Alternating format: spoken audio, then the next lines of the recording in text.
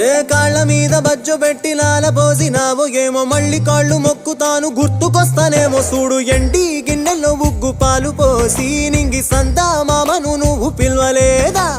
అవునో కాదంటే నువ్వు అడగవమ్మా మబ్బు సినుకై చెప్తాది నీకు ఎన్నెలమ్మా